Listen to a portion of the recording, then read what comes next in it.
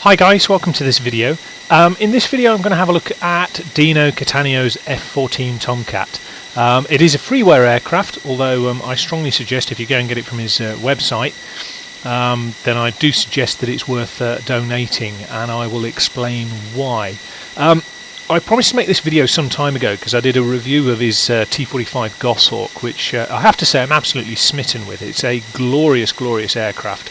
And during that, somebody asked, or a couple of people asked, if I could have a look at the Tomcat. Now, the slight difference is that I've been in the British Aerospace Hawk, and so I have some idea of the aircraft from which the Goshawk was developed. I would suggest, and I would argue, probably quite accurately, that very, very, very few people have ever had the chance to fly in or fly in anger an F-14 Tomcat, particularly now that they're out of service, or to the best of my knowledge, they're out of service. Now, this is one beast of an aircraft, and given the fact that I have no experience of flying the real thing, all I can do is explain and describe the handling characteristics and the behaviour of this particular aircraft. I can't give it a comparison, I can't compare it to anything other than what we know and love in FSX already. Suffice to say that, well, I say FSX, this is actually P3D prepared. I've got some of the ORBX scenery installed. Now I'm not quite sure what's going on here, because if we look over here at the mountains, we've got some glorious scenery. I mean, that looks fantastic. You've got the clouds showing off certain areas of the peaks moving. However, then we get this strange, we're going to paint a, basically the way FSX and, for that matter, P3D and FTX Global work scenery out is you've got the auto-gen scenery, and then underneath it, so that when you're at altitude, it's got like photorealistic textures. Unfortunately, in this instance, it seems that it's decided to put them vertically up a mountain, which obviously is not particularly great. In fact, the other day, I don't know if it's going to be visible here, the other day I saw a football pitch on the side of a mountain. Look, yeah, nice bit of car parking there. However, moving swiftly on from that to the subject matter in hand, the Tomcat. Dino Cattaneo's T-45 Goshawk, when I entitled it for YouTube, I said it was amazing, and it is. For a freeware aircraft, it is absolutely amazing, and you can tell the quality of Dino's work because some of it has been included in the scenery, sorry, the default aircraft list for P3D. So Lockheed Martin have had a look at it and gone, yeah, we'll have a bit of that in there. So that is a mark, a testament, if you like, compared to the fact that some of the other aircraft there are by companies like Coronado, who are renowned for good quality products. So he's clearly generating a good quality product, and hence I would suggest it's worth having a look at his website. You can see products that, or projects I should say, that are in development, and you can see some of his previous stuff which you can download. And given the fact that he does this pretty much single-handedly, he also has presence on some forums, so he does respond to people's comments and remarks occasionally. Given that, I would suggest that, you know, it's every piece of donationware is of great benefit because it allows him to concentrate on producing more aircraft like this, or at least it encourages. To the aircraft in question, it looks like an F-14. I'm sure if I stood by it, it would smell like an F-14, and it sounds like an F-14. What's impressive at this point really is the shape and dynamics of the modelling to start with, and then also the textures. You know, when you look at the textures, there are 3D elements like these air exhaust valves or air exhaust flows here. I don't know much of the mechanics of these things, but what I do know is that they have these ram doors that come down. Jet engines don't like supersonic airflow, they like subsonic airflow, so you'll find it on this and other supersonic aircraft. Things like the F-15, for example, it has the ability to completely reposition its air intakes and whatnot, and the aim is to slow down air as it goes into the engines to a subsonic speed so that they are quite comfortable with it. Now these things do over Mach 2, so it's got quite a potential overspill of air to come in here and to be slowed down, and as a result some of it will be ejected. And you know, we've got lovely detail here in terms of the ports on top of the wings.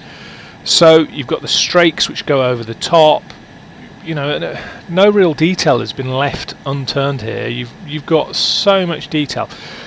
Now, of course, not every surface is bitmapped, not every surface has 3D relief, but what he's done is the textures have been so well placed that if you look at the fire panel here for potentially putting extinguishers in and whatnot, it's been so well done that even close in, it holds remarkable sort of clarity. And even this close into a Sidewinder, for example, you can see the writing. You can't necessarily read it because you have to go in ridiculously close for that, but you can see that it's got the influence of the writing there. You've got the Seeker head with its metallic colouring. You've got the various sort of axes here for the fins for steering the missile. Awesome. The level of detail is quite something, including the chalk markings of people writing on the bombs. Now, initially the F-14 was predominantly an interceptor, and you can see although it's got fuel tanks here under the engine nacelles. This has got bombs on, dumb bombs. But you see these odd fairings here. They're for the AIM-54 Phoenix, which is a long-range air-to-air missile. Not very many aircraft have long range. The Sidewinder is quite common, which is a short range. AIM-9 Sidewinder, ASRAM I think now is more common. These bad boys here, the AIM-7 Sparrow is the medium range, semi-active. So basically these are heat guided generally. They lock onto the exhaust of the aircraft. These are semi-active radar homing, so basically the aircraft's radar, which is in here, illuminates the target, and this homes onto the reflection. And I'm not sure, but I strongly suspect that the Phoenix is fully active. It's got a ridiculous range of over 100 miles, I think it is. So, all things considered, this is a pretty potent interceptor. So it's really nice model, really nicely modelled. Now, it'd be easy to go over, you know, the sort of standard modelling effects of these things, and you know, it's got rudders, it's got wing surfaces and whatnot that move. You know, lots of aircraft have that. The question mark then is, what's so special about this? We'll mention the level of detail in terms of the appearance. Now, the first thing I'm going to look at in terms of what makes this thing special is the lighting. So we'll stick the lights on, and it's got some really, really lovely features. Not only has it got the normal navigation lights, which are great, it's got the strobes, which are great. It's got the port and starboard nav lights, which are great. However, if you have a look at these glowing things, these are for low visibility or nighttime formation lights. So basically, if your Oppo, your buddy, is trying to formate on you, what they do for formation is they line up certain features on the aircraft they're trying to formate on, and they use those as reference points. So as an example, I don't know what they used as formation, but you might fly in this position so that this formation light, for want of a better way of putting it, is in line with this one, and then you know that on this axis you're in the right axis, and then all you've got to do is look for, you know, it might be that you want to I can't quite get the camera right, you might want them in line, for example, to get the right height, and then you might want to compare it with other things to get the right distance from your Oppo. So that's what they're for. Now, how the aircrews specifically use them in F-14s, I don't know, and I suspect unless you talk to a Tomcat driver or a Tomcat Rio, you may well never know. It may be out there somewhere, I don't know, but nonetheless. And that brings me to a point in terms of Dino's documentation. If you have a look at my T45 Goshawk video, the first third of it discusses the documentation.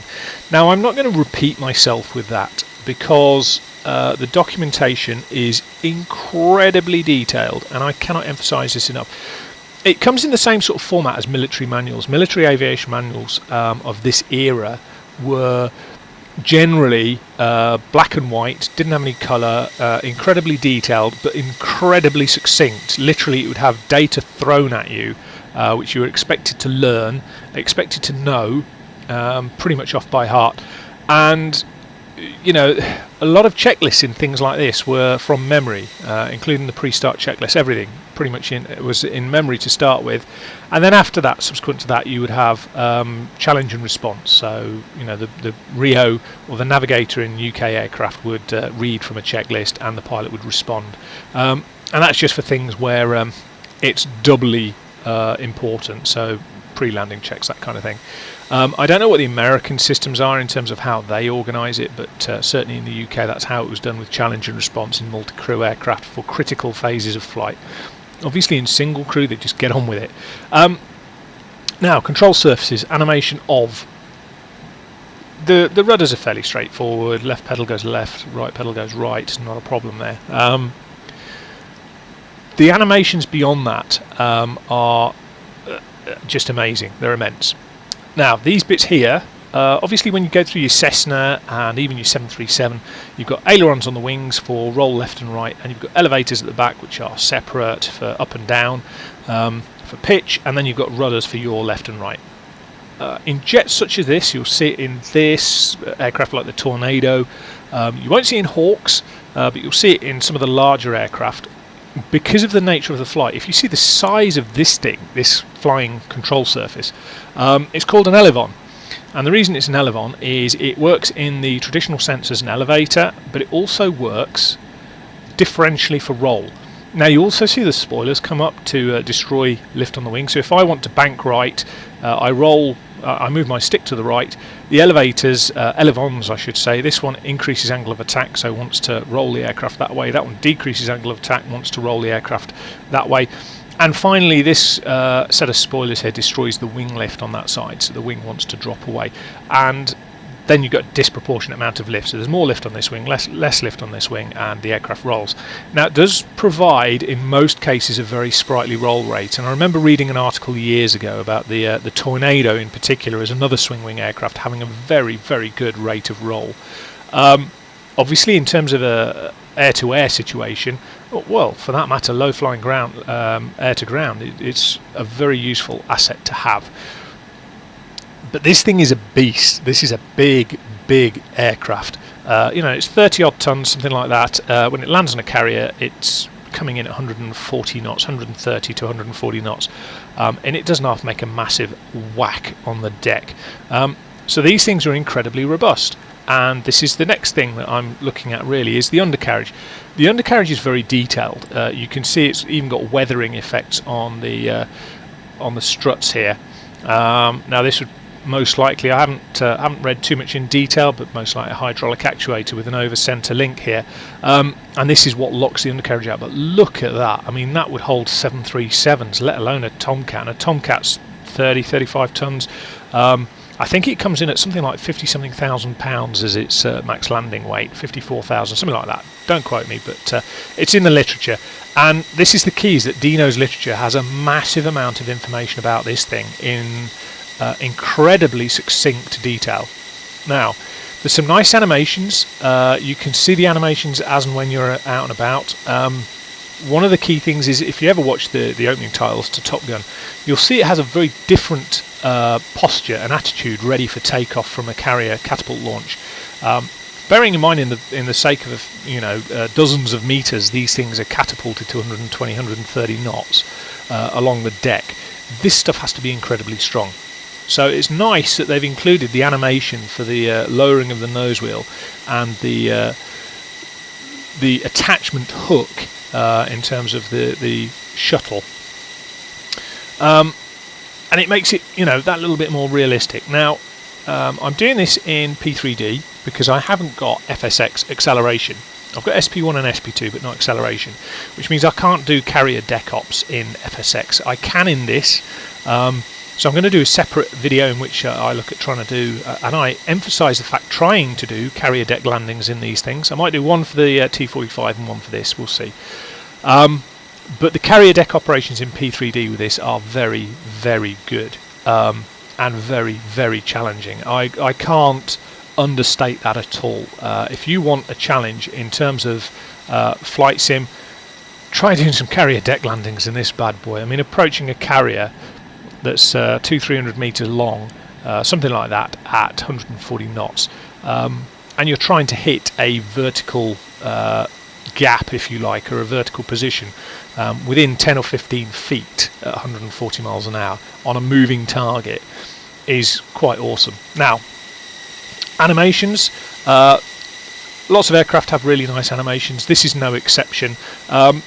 Need to mention the swing wings. Obviously, the swing wings are, as you'd expect, nice detailing here. Look where the shrouding of the swing wings is kind of rubbed against some of the dirt there. It's lovely. The swing wings in this are simulated using the flaps. So in effect, you have you can have them as automatic or manual, according to the notes. I haven't tried the manual yet, but I generally leave it automatic because my small brain can't cope with anything more at the moment with this. But the first 6 stages are the wing sweep, which are automatic. The next 4 stages, and the automatic wing sweep is dependent on airspeed, angle of attack, and all the usual good shenanigans. So whilst we're on the ground stationary, I can't retract the wings. You can see it just won't let me do it. However, it will let me drop flaps. And there are criteria, there we go, all the way down. So you've got slats at the front, flaps at the back. Obviously that then precludes the aircraft swinging its wings back, and in the real thing there's interlocks to prevent that. But also, as the manual goes on, it highlights things like you can't then fire the sidewinders. There's interlocks to prevent that, because obviously that then puts an exhaust efflux directly on the flaps. So you've got nice animations of the control surfaces. Even the control surface aerofoil here, look, is the nice J shape that slats have. The attention to detail is nothing short of incredible. So we'll put first stage slats and flaps down, ready for the go.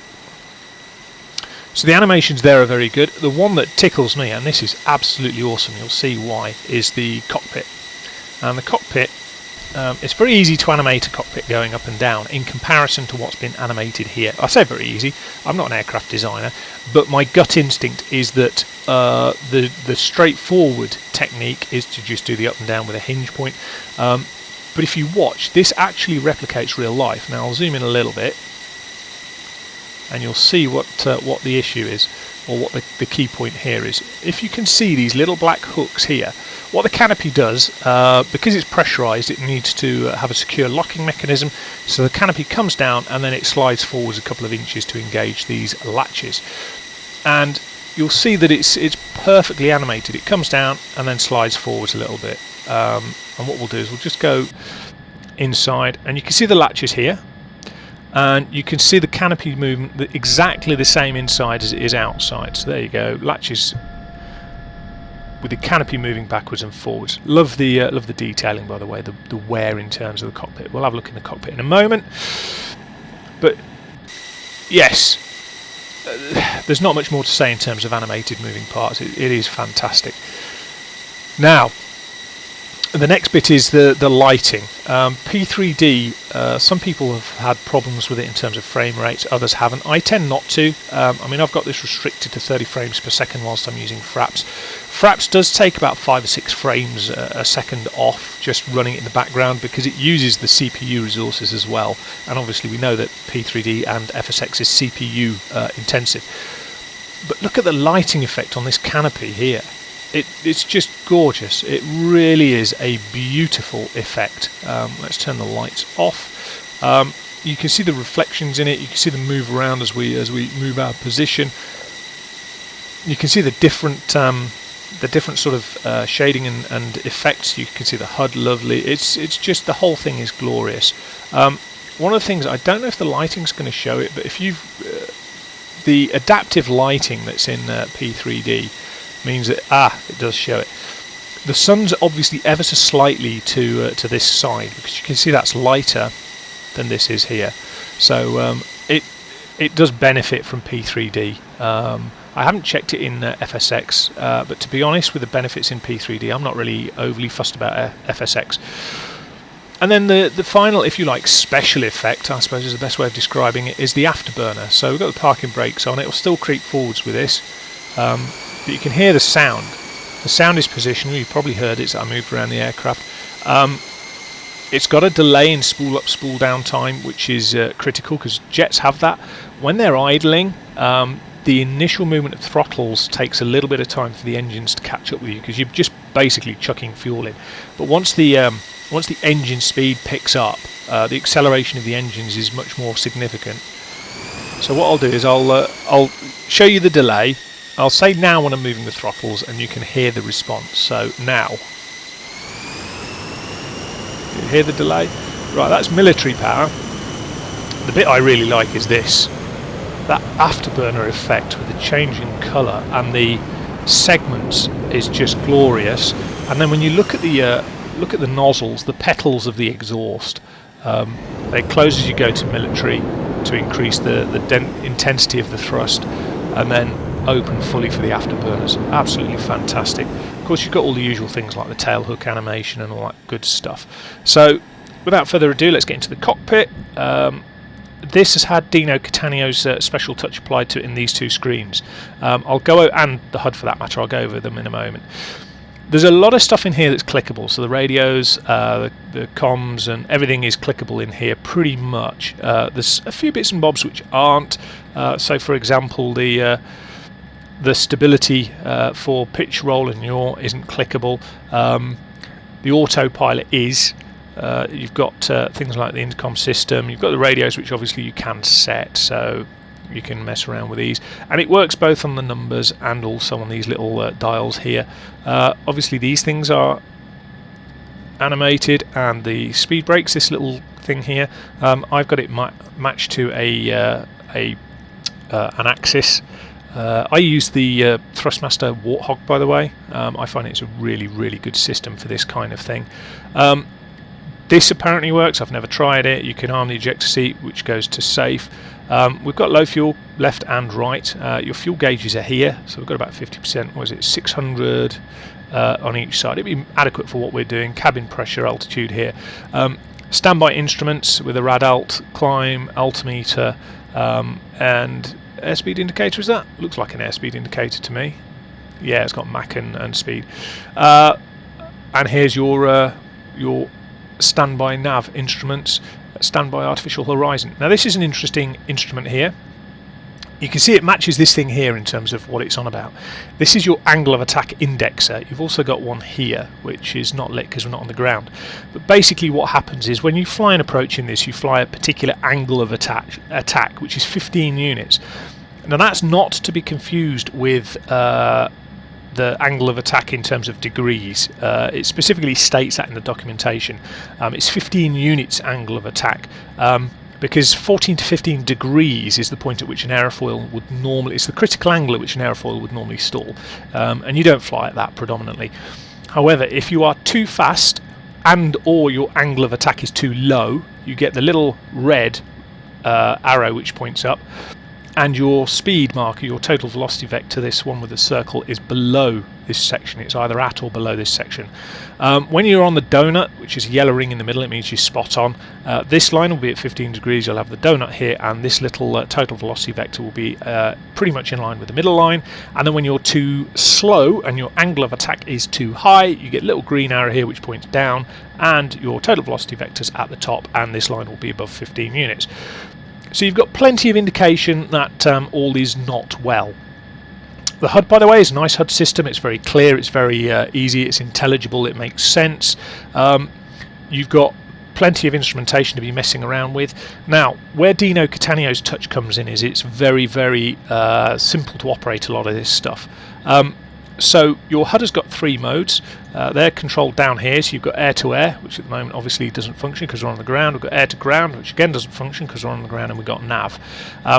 Nav is an important one because this thing can import flight plans which are in the FSX standard. Now, I use a piece of software called Plan G, which is a completely free flight planning piece of software. It's very intuitive to use, but what it can do is it can export flight plans in X-Plane 10 format, in FSX format, and in a mix of formats basically. And what you can then do is if you go to load this, the flight planner, you can load it and it then shows on here. Why is that significant? Well, in nav mode, what it then does is it gives you a course to steer, a little bug, which is great. However, down here, this multifunction display is incredibly useful. You can see I've got a couple of bits here selected, which is the nearest airport, Lowy, where we're at, and the NDB. Now, this SCL10 gives you the range of the sensors. So at the moment it's 10 miles, that's 20. You can see now we're picking up the Alpha Bravo NDBs. If I turn the NDBs off, you can see they vanish, then they come back, they're off, they vanish. This is our course for our localizer or VOR. A very nice bit of kit. This is our potentially our ADF, which you can see here. In fact, no, sorry, this is our ADF needle. This is a VOR needle. I think VOR 2 possibly, I don't know, but nonetheless it's just blank at the moment.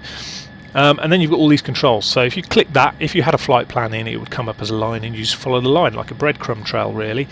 So in addition to getting your little marker here, if you were flying low level, you'd be able to just meander around the line and follow the terrain but know that you're heading in the right direction, which is a great thing to do. I've done that. I did a low flying video in a Hawk and you can see that working. And then VORs, it doesn't change the needle, it just shows where the VORs are on here. And this goes out quite a long way. So that's 40 miles range, 60 miles range. You can see the amount of stuff down here. I've put the airports on, so let's take the airports off, and we've just got nav aids. Put the airports back on, deep joy. So you can see just how adaptable this is. It goes out to 80 miles and then back to 10. So we'll stick it on 20 miles because whilst we're flying around Innsbruck, I want to know where we are. So the other thing to be mindful of, up here we've got the autopilot stuff, so you can click your autopilot on and off, you can choose your heading mode. It's got the wind, real-time wind, so wind is northerly at 10 to 18. It's gusting because of the weather we've got. I don't normally take much notice of the weather for flying around in this sort of thing, but you can see it's kind of gusty and a bit of low cloud. But we'll discuss the weather in a moment, or discuss the visibility and the weather in a moment. And then finally you've got the usual things. So this is your altitude hold if you were going to do your altitude in terms of the autopilot. Down here you've got heading and or course select. One of the bizarre things, if I select course here, I can click both buttons and it works in the normal sense. If I click heading, I can click that button and it increases. If I click that button, it changes course. So I'm not quite sure what's going on there. But you can see the heading select is now bugged at 14 degrees. We'll put it back to course and whatnot. SMS, stores management system, straightforward. So you can add VOR, NDB, plans, airports. Data is data about the aircraft. Nothing particularly exciting there. GPS status, aircraft status, nav status, back to data, menu, HSD takes you back to this. ECM, now this does work with, this aircraft does work with the TAC pack, which is a piece of software that you can use to actually use this with weapons and fight other people, should you so desire. Back to the menu, you've got stores management, ECM, HSD. HSD is this bit.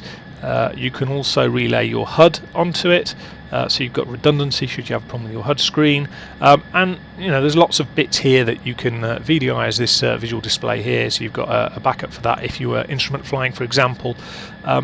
Awesome bit of kit. The programming that's gone into this and the management of this is excellent, and you've got duplication. So I could have ECM store system there, I could have my flares, I could have my menu stores management system. Yeah, there's loads here. It's great. It's an absolutely great piece of kit, and I cannot emphasize that enough in terms of flying, situational awareness and all that kind of thing. And again, all your lights down here, they're all clickable. The only thing I will now mention is the Rio. The Rio gets quite a short deal in this. Now that's not really surprising because I don't know how much time I would bother spending in here. You've got a couple of different things that you can put on here. So if I where's it gone? Where's the on-off? I don't really spend that much time up here. So TGT ramjet. Oh, I've lost the on-off switch. One of these is an on-off switch. So where have we gone? You can choose it to ground or INS nav. Here it is. Okay. So this is a ground situational awareness thing. It's got range. The only difficulty is you can't control it from back here. So if I go back here and choose a different range, 40 miles range, and go back here, it doesn't change. This is just a fixed range. I can't figure out how to change it at all. None of these buttons seem to work. The ones across here don't seem to work, and nothing in here seems to work. It's got chaff and flares, which are highlighted. Oh, there we go. Look. And it's got various rangings and terrain on there, so yeah, You actually got to click on the screen as if it was touch screen. So yeah, it has got some functionality to it. And then you've got what I assume to be the radar screen up here with the azimuth and elevation and the various different things. So stick map on there. It doesn't want map. Oh, there we go, map, look. So there is a lot of stuff that you can do in relation to this. It's not really the place that I sit and mess around with. I'd rather be at the pointy end because that's where the fun is. If I was doing multi-crew tac pack stuff, maybe I would go there, but at the moment, no, not my cup of tea. Let's go and turn that off because I don't particularly want to mess around with that at the moment. By the way, just so you're aware, because of the processing of that does have a hit on the frame rates of about 5 frames per second. I've got it fixed so that it's steady at 30 for this. I can usually get anything between 40 and 50 frames per second. As I say though, the Fraps takes a good 5 frames off that. So there we are, that's the cockpit, guys. Quick look round. As I say, virtually all of it in the front is functioning. Some of it in the back is functioning, and if you so desire, you can fly along and play it being a Rio. So that's the cockpit. So the getting airborne bit. This is probably one of the most enjoyable bits out of the aircraft. To be fair, now flying it is just an absolute dream. The thing you have to be aware of is it's a big heavy aircraft, and performance-wise it's got great performance as an interceptor, but it's not really a dogfighter. And one of the things I found messing around with it is it can be easy to overstress. If you just whack it around pulling heavily, you will overstress the airframe, and you'll have that horrible thing where P3D pauses, and you get the outside view with aircraft overstressed, and you basically go, oh, now I've got to reload everything again. So just be mindful of the fact that you can overstress this aircraft. So let me just get ourselves set up again. NDB airport. We'll put the range to 20, and there we go. So we've got ourselves all set up again. And let's get ourselves going. Now, one of the best things to do with this is to have a look at the outside view, because get some lights on. Get ourselves the outside view because of this very single fact, is that with the brakes off, we go full afterburner and we go roaring off down the strip. Now I'm not quite sure what the wind is, so I'm going to have to go back inside so we don't go veering off the side of the runway. Rotating probably about 150, 160 knots. It is hard to control with the wind conditions at the moment. There we go, rotating gear and flaps up almost immediately because the limiting speed's 225. And away we go, make sure we trim. Now, because of the size of the aircraft, it is an interceptor. It's designed to fly long ranges, and it's designed to climb to height to intercept the enemy aircraft as fast as it can. Now, at that point, what you can do is you can increase your speed at fairly low level, and you can do pretty much a zoom climb where you transfer the energy from your forward momentum into altitude. And you can see the altimeter on the right hand side is going ballistic. It is just literally coming up with well, thousands of feet per minute in terms of climb rate. So what we're going to do is we're going to do a staggered climb. We're going to do stepped climb. Once the airspeed gets down to about 350, what we're going to do is we're going to bring our nose back to the horizon, accelerate again, and then we'll go back into a climb. Much as I love the realism of this aircraft, a couple of things do bug me. I'm hoping to do a video in terms of carrier deck landings with this, and potentially also with a T-45. This is a very nice effect in terms of having the sort of dustiness on the HUD. The problem is when you're looking at details, sometimes it obscures it. The second thing is in certain lighting conditions, the HUD becomes quite difficult to see. Now obviously in the real aircraft you've got the ability to change the colour of the contrast of the HUD. I haven't really tried it in this. I'm sure that there is something somewhere that can do it. But again, we're now going up like a rocket ship, and obviously height is everything for an interceptor, for a couple of reasons. First off, it gives you an advantage over an enemy for look down, shoot down. But the second thing as well really is more important in some respects in the initial phases, which is the ability to conserve fuel. Now these things are expected to get up quickly and be able to stay up for a long time. So we're at 35,000 feet. It didn't take long, took a couple of minutes at most, I would suggest. So what's that? Climb rate 17,000 feet a minute. Don't see that in your average 737. And we pull our power right back now because we're in effect in the cruise. Beautiful, beautiful scenery outside there. Just trim it for aileron as well. Beautiful, beautiful scenery outside. The clouds look lovely. The clouds are, or the scheme I should say, is from ORBX, Orbix. I've got the scenery. I haven't got global installed. I've only got the UK scenery, but it does allow you the weather systems. You could probably just see the automatic wing sweep now as the airspeed decreases. We're only at 260, 270, but now we're cruising. Now, one of the things I've noticed, you can probably see this thing. I'm not using the pedals. This thing's just hunting in yaw naturally. I haven't found a yaw damper in it. It may be because there isn't one normally, and the pilot would normally control that. It may be because I just haven't found the switch. But consequently, it does hunt in yaw, which is a little bit disconcerting on occasions. Now, this would be where we would potentially loiter, sort of airspeed and airspace wise, I guess. Having not been an interceptor pilot, I don't know. There aren't many people out there who've flown this kind of thing.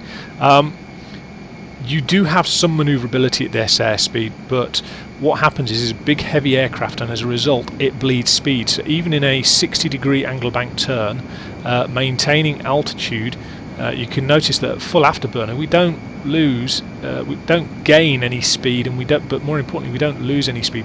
So full afterburner between 70 and 60 degrees angle bank turn, you're not going to lose anything. In fact, we're now descending. You can see the waterline marker. This one here, the W is above the horizon, but actually our total velocity vector, this one here, was below the horizon. So anyway, there's our valley down towards Innsbruck. What we'll do is we'll go down there. It does have a very sprightly roll rate, look. But what you do need to do is you need to, a bit of a yaw oscillation coming out there. You do need to be able to sort of preempt it, because at that pace it's got quite a lot of inertia and roll.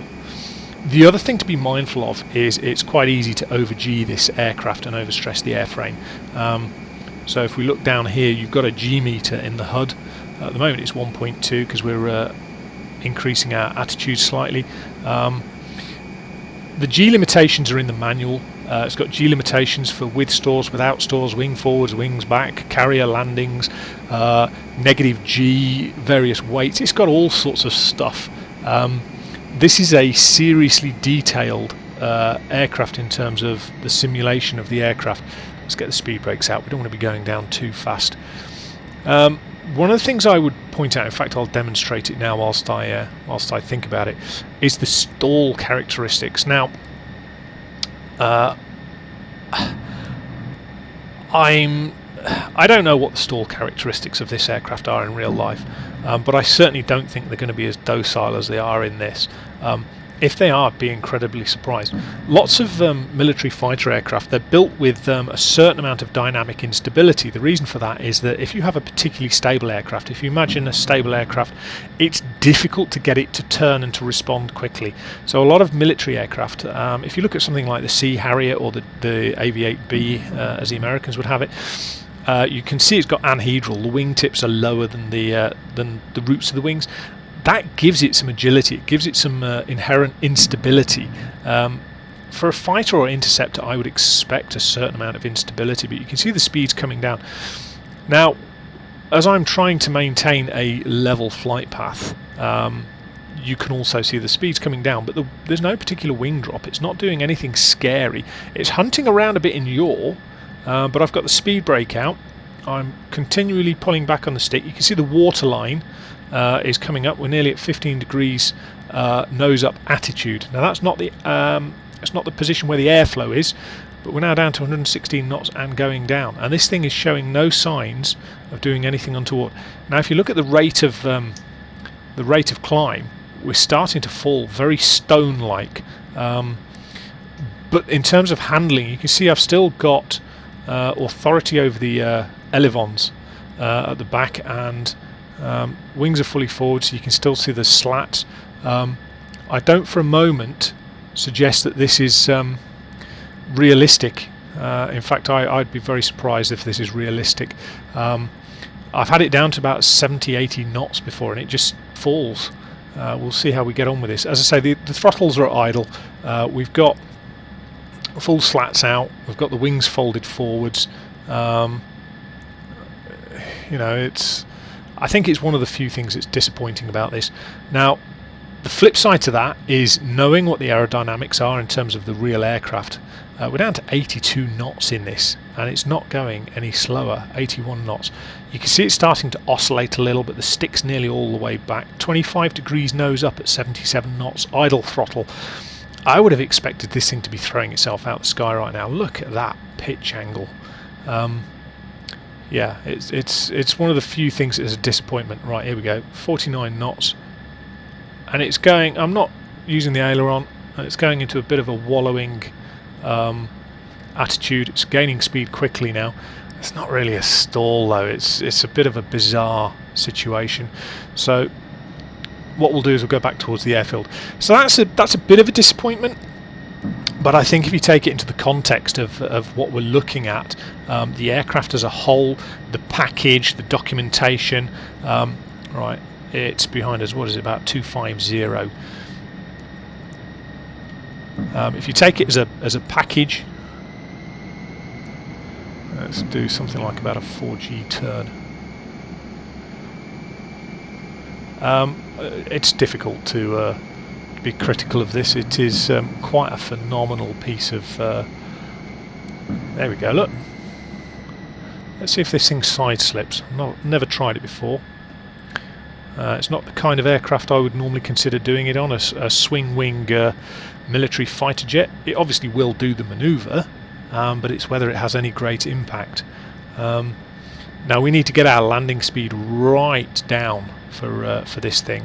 So what we're going to do is we're going to do a non-standard landing and approach. The speed's struggling at the minute. What we'll do is we'll do a nice tight turn. We'll try and bleed speed. We've got the speed brakes out. We'll try and bleed speed and altitude at the same time without provoking a spin. See how we get on. Right, we're below gear limiting speed, so we'll put the gear out. We'll be naughty, we'll put full flaps out. Now you can see on the left the angle of attack index has come in. Not too bad, look, 2 whites, 2 reds. For that angle of attack index, you'll see it come in as the speed drops and the nose rises. We're looking for about 140 knots, so we need the speed to come down a little bit more. Just trimming back a little bit.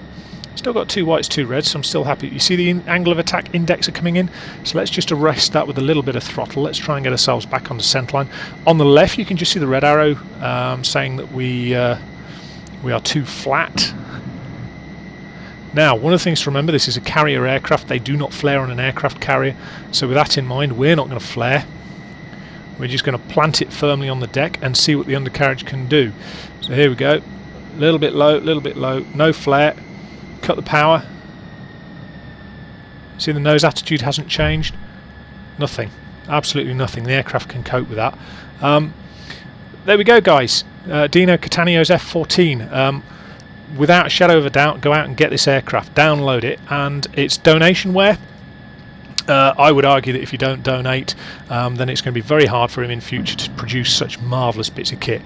This is quite possibly the most phenomenal piece of freeware I've ever come across, and although I've got a soft spot for the T45, this is growing hugely as a favourite. What you can do with it is just awesome. The fact that you can import a normal standard FSX flight plan. If you use Plan G, you can make a much more detailed flight plan. If you import a standard FSX flight plan, you can fly this like you would your average airliner. It's a remarkable achievement to program this. What I'm going to do next is I'm going to do a couple of videos and I'm going to really challenge myself, and I'm going to do some carrier deck landings. I'm going to talk through a circuit in a T45 to a carrier deck landing, and I'm going to talk through a circuit to a carrier deck landing in this. What I can say is I've practiced them quite significantly. The T45's not too bad. It's got a slightly slower approach speed, probably about 120 knots once you've got the angle of attack right, and the control response is nice and crisp, and as a result it's not too bad. It's a fairly lightweight aircraft, so you've got good throttle response as well. This thing on a carrier deck landing, once you get down to speed, it's got momentum, it's got weight, it's got roll inertia. You know, you're also 20 knots faster by default because it's a heavier aircraft. It's a monster to try and land on a carrier, and I take my hat off to the folks who've done it for real, because this is that makes it possibly one of the hardest things I've ever been trying to do in flight simming, be it FSX, X-Plane 10, P3D. I urge you to go and have a go at it. This is a freeware aircraft. If you have FSX with acceleration, you can do deck landings with that. If you have P3D, you can use carriers in that. There's a download called AI Carriers, which is free, which allows you to put carriers around the place. I don't use that. I've got a carrier which is from Team SDB, and it's USS Enterprise, I think it is, CVN 65. It's a superbly detailed aircraft carrier, but more importantly, it allows you to do the takeoff and landings. You can see the angle of attack indexer here going wild as the wind gusts, by the way. Such is the sensitivity of what he's programmed in here that even fluctuations in the wind affect the angle of attack, which is phenomenal work on his part. But yeah, I've downloaded the Team SDB CVN 65. I think it was about $15, something like that. It's not a lot of money, but it allows you to use 8 carriers across the world, places like Norfolk, Virginia, or whatever. And it also allows you to set it. It comes with preset situations which you can load, for example, being 10 miles behind the carrier. I'm going to do a couple of videos with that, one with the T45 and one with this. I cannot understate just how challenging that is, and if you really want to put your skills to the test, try that, because you'll see in a couple of videos when I do the videos, it's just awesome. And to do it justice, I need to try and nail it absolutely spot on, and that is a massive challenge. In the meantime, guys, if you enjoyed the video, please don't forget to tick like, subscribe, or even better, share. And it helps me in my channel, but also I think this package warrants, this aircraft particularly warrants information being spread about it and the word being spread, because it is quite possibly the most amazing freeware aircraft I have ever come across. And that's a big statement, because there's a lot of good freeware out there, but this is... I would be happy paying money for this package, and to be honest, I'm quite surprised that that I don't need to pay for it. So with that in mind, please don't forget that this is donationware. Please don't forget the amount of time and effort things like this take to put together. And with that, guys, I shall leave you with the sunny climes of Innsbruck, and I shall speak to you again soon. Take care.